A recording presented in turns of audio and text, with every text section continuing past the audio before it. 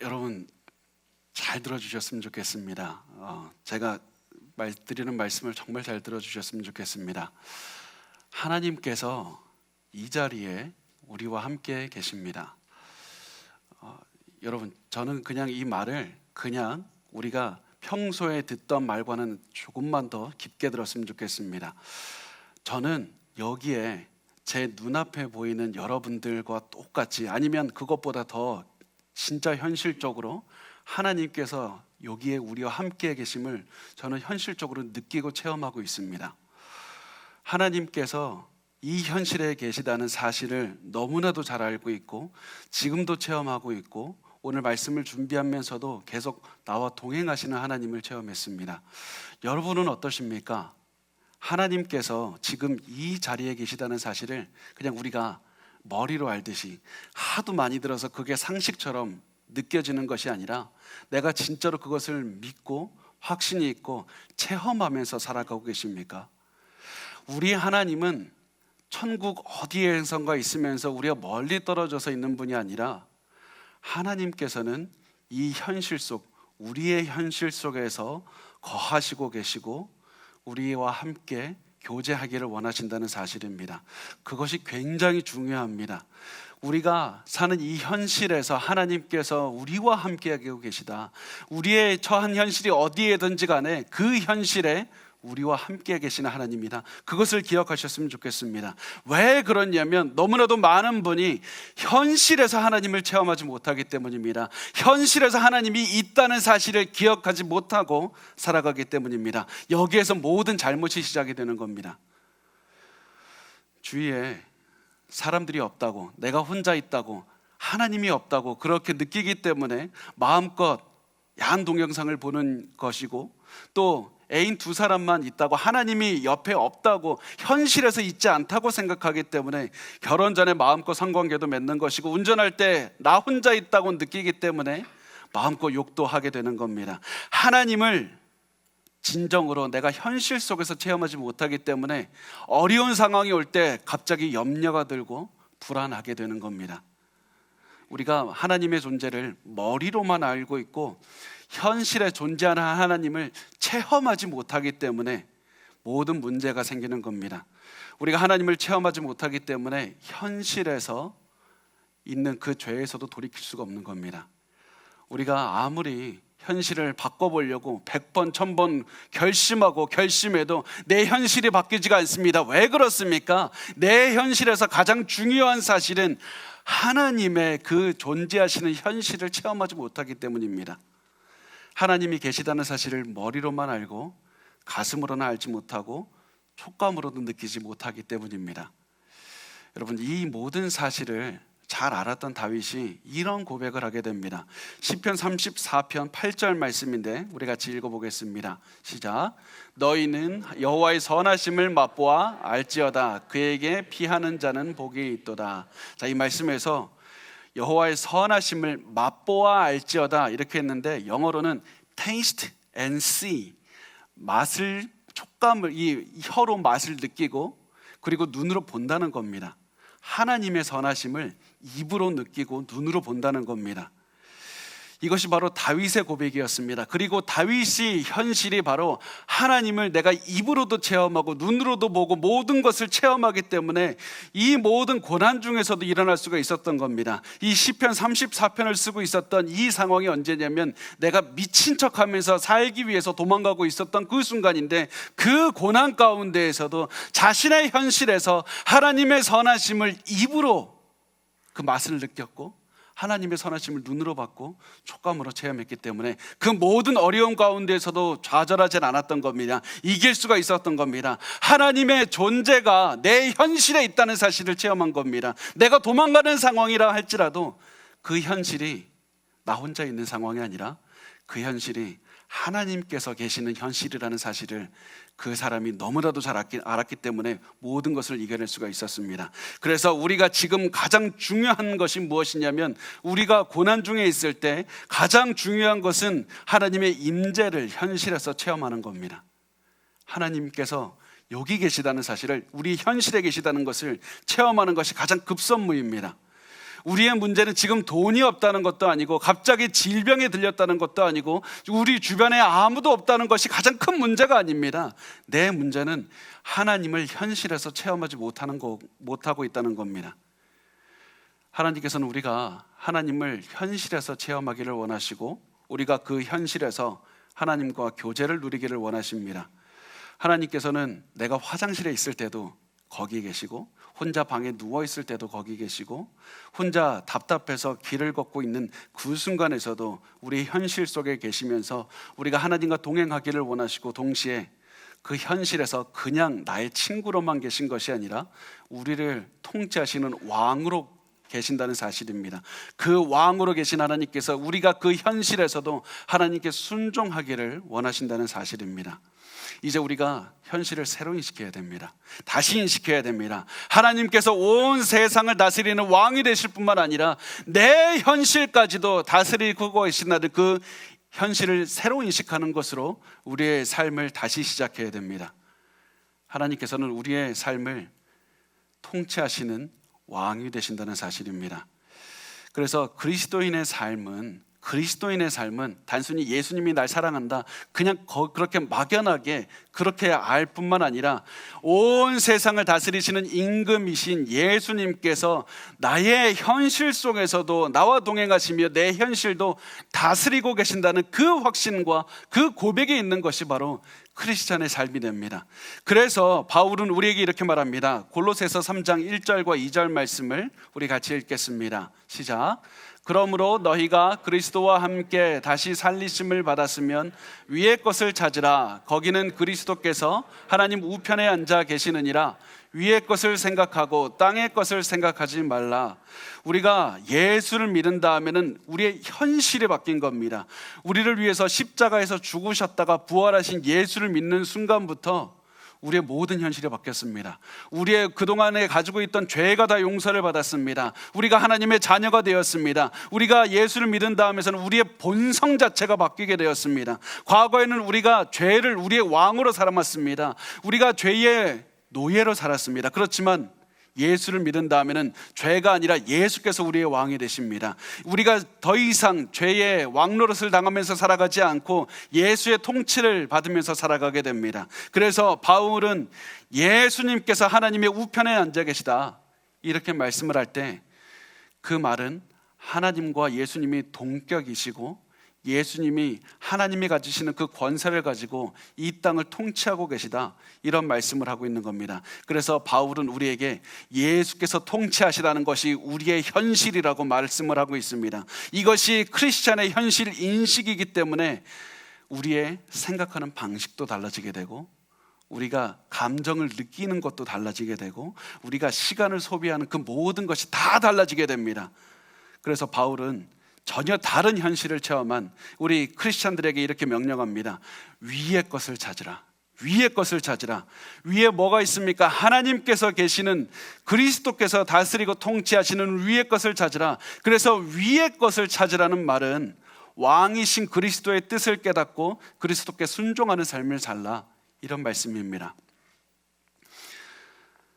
그런데 잘 기억하시면 좋겠는 것이요, 이 위의 것을 찾으라, 예수님의 통치를 따라서 살라는 말이 수동적으로 예수님께서 명령하실 때까지 기다리라는 말이 아닙니다. 적극적으로 우리의 모든 시선을 예수님께 집중시켜서 적극적으로 예수님의 뜻을 찾아내라는 겁니다. 우리가 예수님의 뜻을 찾고 또 찾고 또 찾고 또 찾으면서 그리스도께 순종해야 됩니다. 기도하면서 그리스도의 뜻을 찾습니다. 밥 먹으면서 찾습니다. 일하면서 찾습니다. 가족과 대화하면서 그리스도의 뜻을 찾습니다. 그래서 우리가 땅으로 우리의 시선을 쏟을 것이 아니라 하늘로 우리의 시선을 향해서 그리스도의 뜻을 향해서 뜻을 깨닫고 반드시 그 뜻을 순종하면서 사는 것이 바로 예수 그리스도의 뜻을 바라보면서 위의 것을 바라보는 삶이 됩니다. 그런데 우리가 이 말씀을 오해하지 않으셨으면 좋겠습니다. 위의 것을 찾고 예수님의 말씀대로 산다는 것은 우리가 마치 영적인 것만 생각해서 세상과 구별돼서 세상과 떨어져서 세상과 나는 상관없이 독약청청하는 삶이 우리 크리스찬의 삶이라고 오해하시는 분들이 있습니다. 그런데 하나님은 단 한 번도 우리가 세상과 동떨어져 살라고 말씀하신 적이 없습니다. 하나님은 우리가 세상 속으로 들어가길 원하셨습니다. 하나님의 통치를 현실로 받아들이는 우리가 하나님을 전혀 모르는 세상 속에 들어가서 예수의 통치를 살아내는 겁니다. 그게 하나님께서 우리에게 주신, 크리스찬들에게 주신 삶의 의무가 됩니다. 바울은 이렇게 말씀한 다음에 계속해서 우리가 예수를 믿는 삶이 어떠한 삶인지 계속해서 말씀을 하는데요, 우리가 현실이 달라질 수 있는 이유가 무엇이냐면 우리의 과거가 달라졌기 때문이고 우리의 미래가 달라졌기 때문이라고 바울은 또 부연해서 말씀을 하고 있습니다. 우리 3절과 4절 말씀을 우리 같이 읽겠습니다. 시작. 이는 너희가 죽었고 너희 생명이 그리스도와 함께 하나님 안에 감추어졌음이니라. 우리 생명이신 그리스도께서 나타나실 그때 너희도 그와 함께 영광 중에 나타나리라. 그리스도인들은 우리가 예수를 믿는 과거 그 순간, 우리가 예수를 믿기로 결단한 그 순간 우리의 모든 것이 바뀌게 됩니다.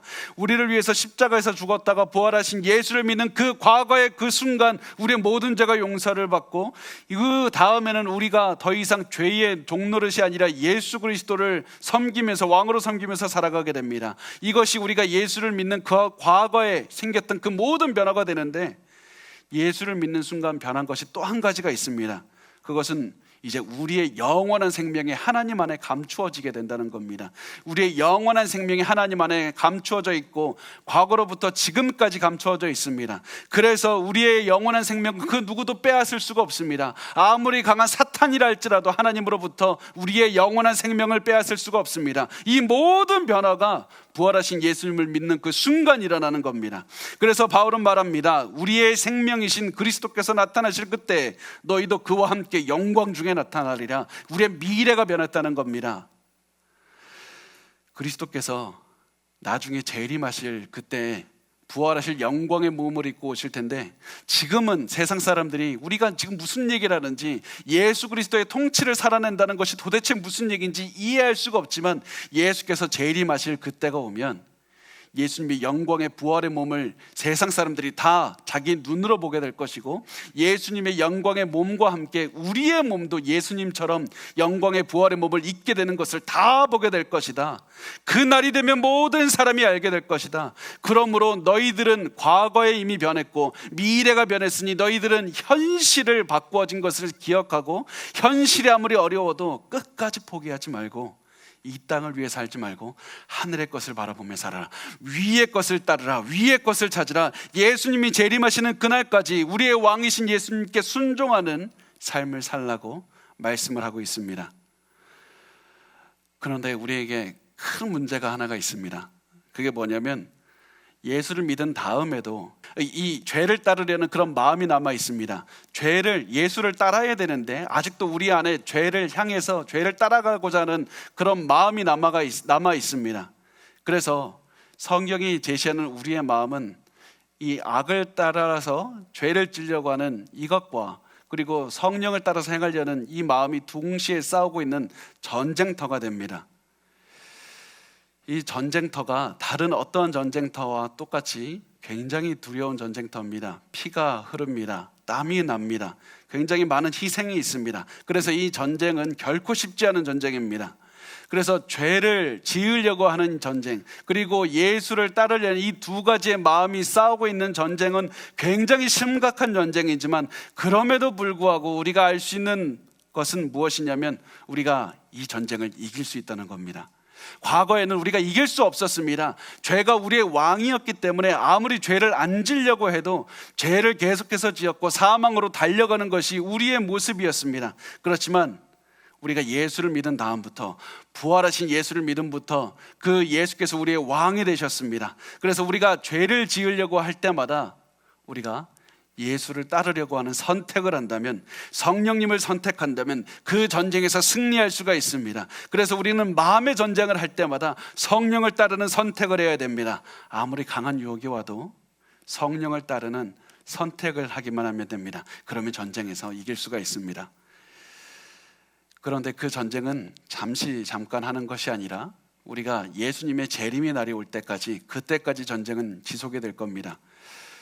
그래서 우리는 그날이 오기까지 매일매일 하늘을 바라보고 예수를 높이며 우리 안에 있는 죄를 지으려고 하는 모든 유혹과 싸워서 이겨내야 됩니다. 그래서 바울은 이렇게 얘기를 합니다. 골로새서 3장 5절부터 8절까지의 말씀을 같이 읽겠습니다. 시작. 그러므로 땅에 있는 지체를 죽이라. 곧 음란과 부정과 사욕과 악한 정욕과 탐심이니 탐심은 우상 숭배니라. 이것들로 말미암아 하나님의 진노가 임하느니라. 너희도 전에 그 가운데 살 때에는 그 가운데서 행하였으나 이제는 너희가 이 모든 것을 벗어버리라. 곧 분함과 노여움과 악의와 비방과 너희 입에 부끄러운 말이라. 자, 바울은 이렇게 말합니다. 땅에 있는 지체를 죽이라. 땅에 있는 지체를 죽이라. 땅의 죄를 따라가려고 하는 그 마음을 죽여야 된다.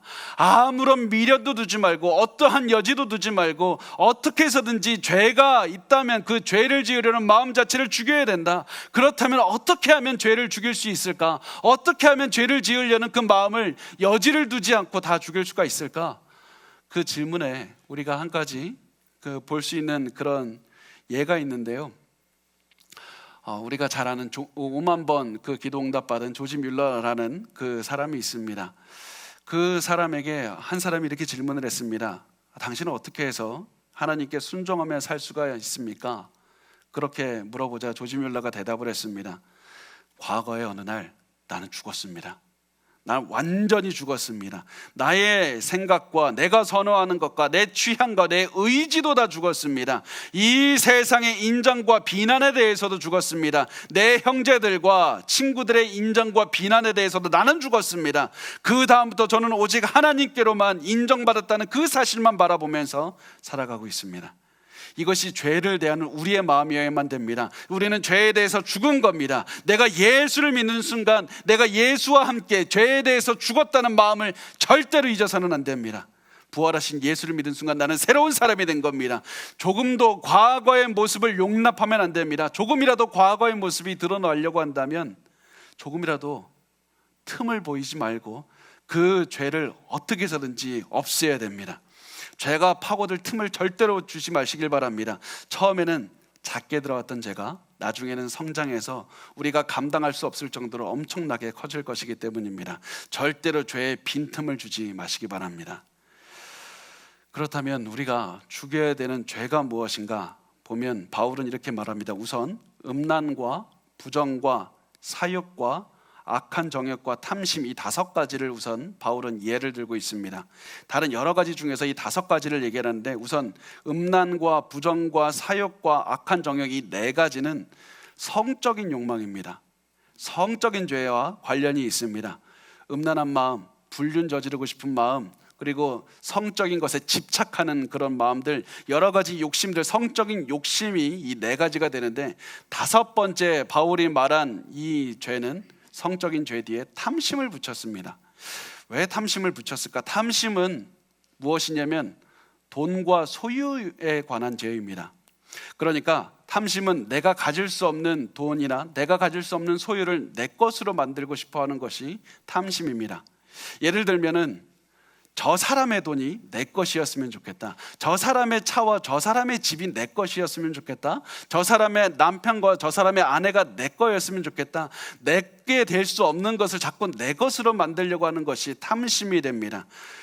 그래서 잘 보면 이 탐심, 소유와 돈에 관한 이 죄인데 바울은 성적인 죄 바로 다음에 돈과 소유에 관한 죄를 같이 두었습니다. 왜 그럴까 하면 성에 대한 욕심과 돈에 대한 욕심은 굉장히 긴밀하게 연결이 되어 있기 때문입니다. 성적인 욕망과 돈에 대한 욕망은 서로 뗄래야 뗄 수가 없는 그런 관계입니다.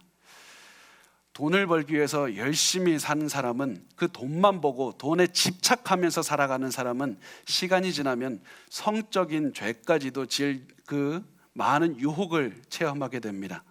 동시에 성적인 죄에 갇혀 사는 사람은 그 성적인 그 욕망을 해결하기 위해서 어떠한 수를 쓰더라도 돈에 대해서 집착하게 됩니다. 그래서 돈의 죄와 성의 죄는 같이 연결이 되어 있습니다.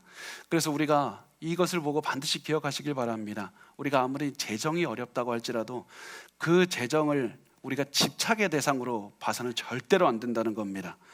그래서 우리가 부부가 서로를 지켜주기 위해서는 해야 되는 것이 무엇이냐면 서로 돈에 대한 중압감을 낮춰주는 겁니다. 아무리 상황이 어렵다고 할지라도 돈에 대한 중압감을 낮추고 돈이 세상의 전부인 것처럼 바라보지 않게 하는 겁니다. 그래서 부부가 서로 돈에 대해 집착하지 않게 하고, 아무리 재정의 고난이 있다 할지라도 예수께서 통치하신다 그 사실을 기억하자. 예수께서 통치하신다 그것을 바라보고 서로 기도하자. 계속해서 예수님의 통치가 있는 현실을 우리가 살아가고 있다. 이 많은 통장에 잔고가 없다 할지라도 그 통장 잔고조차 예수께서 통치하신다, 그 마음을 가지고 서로 이야기를 하고 격려하는 겁니다. 그렇게 하면 우리가 그 재정의 고난을 이길 수 있을 뿐만 아니라 나중에 부부를 힘들게 하는 성적인 고난도, 유혹도 이겨낼 수가 있는 겁니다. 그래서 성과 소유와 재정의 고난을 반드시 우리가 주목하시고 그 하나도 반드시 우리가 그냥 넘어가지 않고 항상 그 상황에서도 예수께서 왕이 되신다는 사실을 기억하시고 서로 권면해 주셨으면 좋겠습니다. 그리고 이렇게 바울은 성과 소유에 대한 그 죄에 대해서 말하고 난 다음에 이 분함과 노여움과 악의와 비방과 입에서 나오는 부끄러운 말로 지는 죄, 이 죄에 대해서 얘기를 하는데, 이 죄들의 그 공통점을 굳이 찾자면 무엇이냐면 다 말로 하는 죄입니다. 분노를 입으로 표출하는 죄입니다. 저주하는 겁니다. 자기가 천천히 화가 났든지 갑작스럽게 화가 났든지 그 분노를 입으로 표출하는 죄입니다. 상대방에게 해를 끼치려고 말을 하는 죄가 됩니다. 그래서 바울은 말로도 죄를 짓지 말도록 항상 그것을 기억하라고, 그 죄와 싸워야 된다고 말씀을 합니다.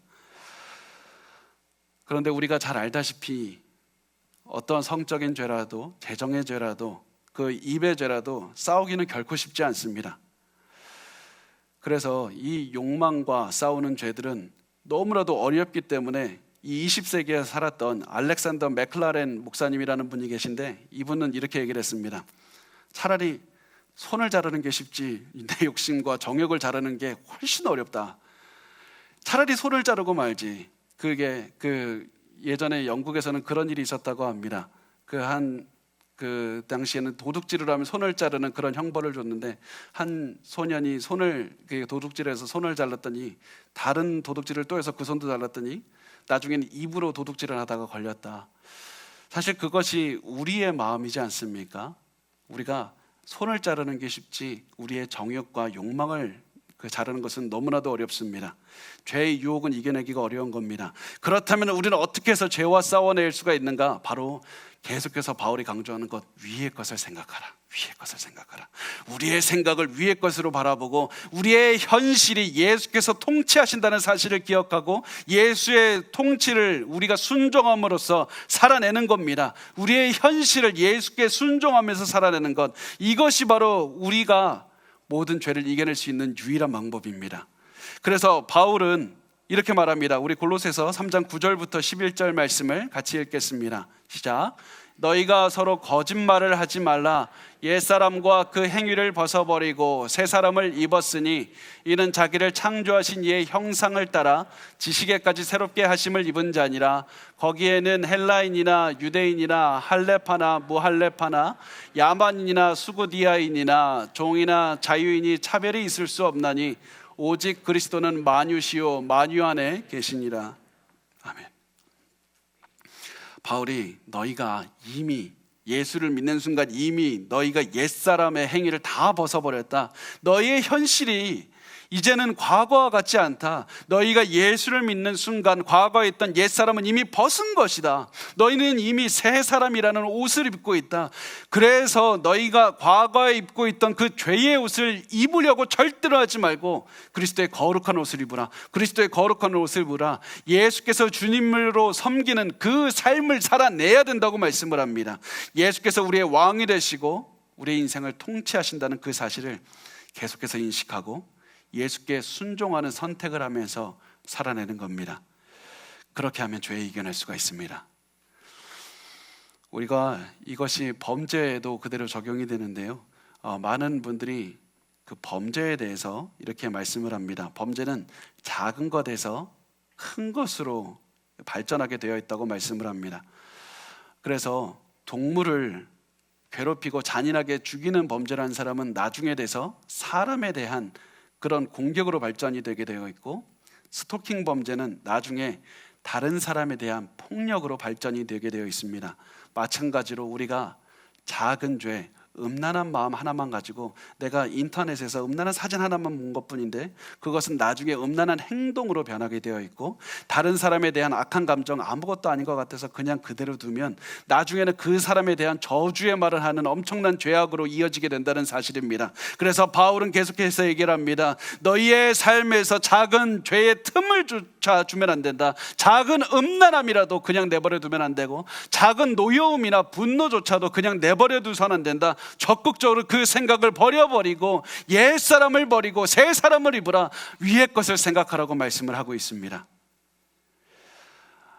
그런데 제가 이렇게 그 죄에 대해서 말씀을 드릴 때 사실은 굉장히 저도 부담스럽습니다. 왜냐하면 제가 마치 이런 인식을 드릴 수가 있기 때문입니다. 마치 저는 잘하고 있는 양, 저는 죄를 잘 이기고 있는 것처럼, 그래서 다른 사람들을 다그치듯이 그렇게 말씀을 드리고 있는 것처럼 그렇게 오해를 드릴 수가 있지만 사실은 굉장히 어렵습니다. 죄를 이기는 것이 너무나도 어렵습니다.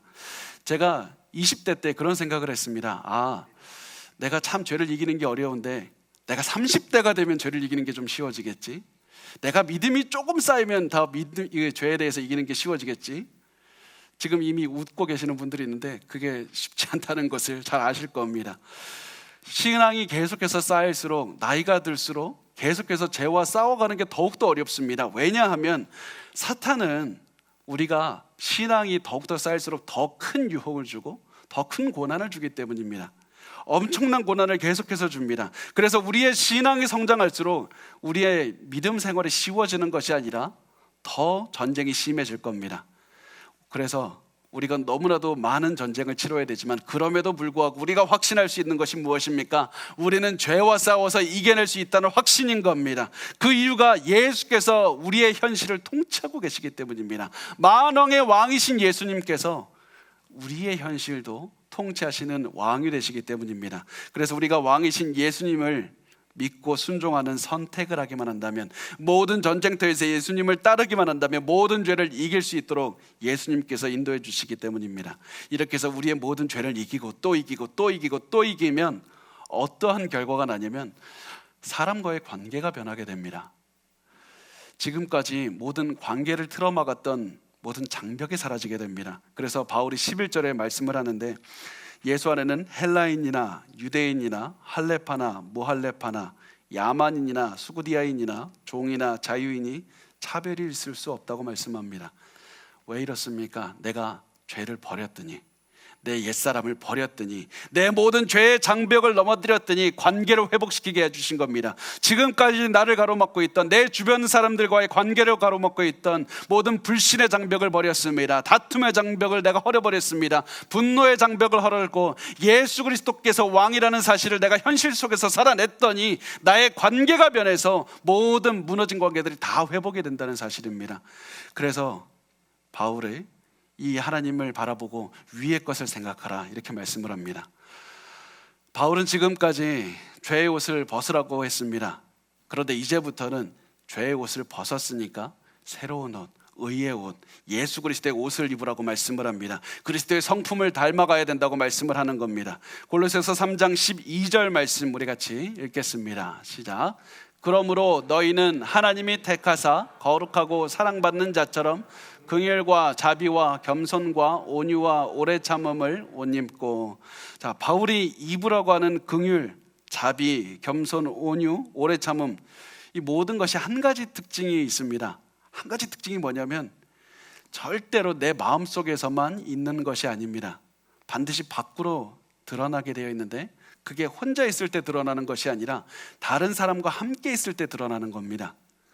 그래서 우리가 제대로 된 그리스도인인지, 내가 그리스도로 옷 입은 사람인지 아닌지 알 수 있는 방법은, 내가 혼자 있을 때 예수님 생각했을 때 그냥 눈물이 나는가, 내가 성경을 읽었을 때 그냥 감동이 있는가, 이것보다 더 중요한 것이 그리스도로 옷 입은 사람은 반드시 긍휼과 자비와 겸손과 온유와 오래 참음이 예수 그리스도의 성품이 다른 사람과 있을 때 드러나게 됩니다. 그거로써 예수 그리스도의 옷을 입은 것을 알 수가 있습니다. 그리고 바울은 여기서 한 가지를 덧붙입니다. 우리 골로새서 3장 13절과 14절 말씀 같이 읽겠습니다. 시작. 누가 누구에게 불만이 있거든 서로 용납하여 피차 용서하되 주께서 너희를 용서하신 것 같이 너희도 그리하고 이 모든 것 위에 사랑을 더하라. 이는 온전하게 매는 띠니라. 자, 보면 우리가 아무리 최선을 다해도 우리와 안 맞는 사람이 있게 됩니다. 그래서 생각도 안 맞고 성격도 안 맞고 살아온 경험도 안 맞아서 우리를 같이 있으면 서로 힘들게 하는 사람이 있을 겁니다. 보면 솔직하게 저도 제 자신을 보면 저도 제 자신의 마음에 들지 않는 부분이 많은데 다른 사람이 저를 보면 만족하겠습니까? 그래서 제 전부를 다 좋아하는 사람 만날 수가 없을 겁니다. 그래서 다들 서로 달라서 부딪히는 부분이 반드시 있을 수밖에 없습니다. 그래서 바울은 이 부분을 보면서 뭐라고 하냐면, 야, 잘못을 한 그 사람 보면 달려가서 당장 회개하시오 이렇게 말하라는 게 아니라 바울은 이렇게 얘기를 합니다. 서로 용납하라. 서로 용납하는 게 어떤 의미냐면 서로 참아주고 견디어주라는 말입니다. 서로 참아주고 견디어주라. 서로 싫어해도 참아주고 서로 견디어주고 서로 용서해주라. 내가 당신을 참아주고 견디어주고 용서해주듯이 당신도 나를 마음에 들지 않아도 참아주고 견디어주고 용서해 주십시오. 이런 마음으로 서로를 대하는 겁니다. 부부끼리 대하고 교회에서 그렇게 대하고 그렇게 예수 그리스도를 믿는 사람들은 밖에서 그렇게 살아내면서 살아가는 겁니다. 그것이 바로 예수께서 왕이라는 사실을 우리의 삶 속에서 살아내는 방법입니다. 그리고 이것이 바로 왕이신 예수님의 명령이 됩니다. 우리는 이 말을 듣고 이런 생각이 들 수가 있습니다. 내가 다른 사람은 다 해도 그 사람만은 안 됩니다. 그 사람은 내가 치밀어서 제 말이 그렇다는 게 아니라 그 사람만은 내가 용서해 주기에는, 내가 참아 주기에는 내가 너무 많이 힘이 듭니다. 만약에 우리가 이런 마음이 든다면, 그래서 용서하지 않는다면 반드시 기억하십시오. 우리가 굉장히 큰 죄를 짓고 있는 겁니다. 우리는 다른 사람이 나에게 지은 죄에 대해서는 굉장히 크게 생각하는 것이고, 우리가 예수님의 말씀에 불순종함으로써 짓는 죄는 작게 만드는 겁니다. 우리가 왕이신 예수님께서 우리에게 하신 명령, 용서하라, 참아주라, 견디어주라라고 하시는 이 명령을 절대로 작게 생각하지 않으셨으면 좋겠습니다. 왜냐하면 예수님께서는 우리의 왕이 되시기 때문이고 그 어떠한 백성도 왕의 명령을 거역할 수는 없기 때문입니다. 왕이신 예수님을 섬기는 그리스도인은 항상 예수님께 순종해야 되기 때문입니다. 그래서 항상 위의 것을 생각하고 땅의 것을 생각하지 않고, 그렇게 해서 항상 예수님의 뜻을 생각하고 예수님의 뜻대로 살아가는 것에만 우리의 마음과 전부를 다해야 됩니다. 조지 뮬러가 그렇게 얘기했듯이 내가 없고 이제는 내가 죽었고 예수님만을 위해서 살아가는 것, 그것이 우리에게 주어진 삶의 모습입니다. 그것이 바로 예수님이 전부인 것으로 살아내는 것이 바로 예수님이 통치하신다는 현실을 살아내는 우리의 모습이 됩니다. 그래서 우리의 전부를 그리스도를 위해서 살아야만 됩니다. 한 젊은이가 있었습니다. 그 사람이 그리스도를 알게 되고 또 그리스도를 알면서 믿음이 성장하는 그 모습을 보면서 본인 스스로 굉장히 기뻤습니다. 자신의 삶이 매일 예수 때문에 기쁨으로 넘치게 되었습니다. 그래서 그 사람이 어느 날 결단합니다. 그래서 한 종이 한 장을 가지고 와서 내가 이제 앞으로 하나님께 이 헌신할 것, 내가 결단한 것을 다 적으리라. 그래서 내가 하나님을 위해서 할 것들을 적고 또 내가 하나님을 위해서 포기할 것들을 다 적기 시작했습니다. 그래서 앞으로 내가 할 일들을 다 적은 다음에 그냥 이것을 내가 간직하는 것이 아니라 목사님께 갖다 드려서 이것을 내가 같이 기뻐하고 싶었습니다. 그런데 종이를 가지고 교회를 가는 도중에 기뻐하는 마음이 사라지게 됩니다. 기뻐하는 마음은 없어지고 뭔가 허전해지고 뭔가 빠진 것 같은데, 그런 생각이 들어서 교회로 가다가 다시 집으로 돌아왔습니다. 그리고 뭔가 허전하니까 내가 하나님을 위해서 할 수 있는 것 더 적었고 하나님을 위해서 포기할 것들을 더 적었습니다. 그래서 더 길어진 리스트를 가지고 교회를 또 갔는데 또다시 허전함이 있고 뭔가 공허함이 있고 뭔가 부족하다는 느낌이 듭니다. 그래서 그 종이를 들고 목사님을 찾아가서 이렇게 얘기를 했습니다. 내가 도대체 뭐가 문제일까요? 나는 좋은 의도로 했는데 도대체 뭐가 문제길래 내 마음에 이런 허전함이 듭니까? 그 질문을 들은 목사님이 이렇게 대답을 했습니다. 백지 한 장을 가지고 오십시오. 그리고 그 아래쪽에 당신의 이름을 쓰고 사인을 하세요. 그리고 그것을 하나님께 드리십시오. 백지를 하나님께 드리십시오. 전체를, 여러분의 삶을 드리십시오. 당신의 삶 전체를 하나님께 드리라고 그렇게 말씀을 했습니다. 그리고 그 젊은이는 그 이야기를 듣고 백지를 가지고 목사님의 말씀대로 아래 자기의 이름을 서명하고 하나님께 드리는 기도를 드렸더니 그때 비로소 평안함이 찾아왔다고 그렇게 말씀을 했습니다. 그래서 우리가 반드시 기억하셨으면 좋겠습니다. 하나님은 우리의 삶 전체를 원하십니다. 우리의 현실 전체를 원하십니다. 예수님께서는 우리의 현실 전체를 원하십니다. 우리는 이렇게 생각합니다. 이상적인 때가 오면 그때 예수님을 왕으로 섬기겠습니다. 그렇지만 이상적인 우리가 생각하는 그때가 아니라 지금 우리의 현실, 모든 것이 무너져 버린 것 같은 그 현실에서 예수님께서는 우리가 예수님께 순종하기를 원하십니다. 지금 있는 여러분이 있는 그곳에서 예수님께 왕으로서 순종하기를 원하십니다. 왜냐하면 지금 고난이 있는 그곳이 바로 그 현실의 주인이 여러분이 아니라 예수님이시기 때문입니다. 그리고 그 현재 우리의 마음의 주인도 예수님이기 때문입니다. 예수님이 통치하십니다. 그래서 우리가 우리의 현실이 바로 예수님께서 다스리시는 현실이라는 그 마음을 가지고 오늘 사셨으면 좋겠고요. 이제 그 마음의 전쟁은 여러분이 집으로 돌아가시는 그때부터 시작이 됩니다. 우리가 그 마음의 전쟁, 예수를 높이고 위의 것을 찾는 그 전쟁을 오늘 하루 하시고 승리하시며 살아주셨으면 좋겠습니다.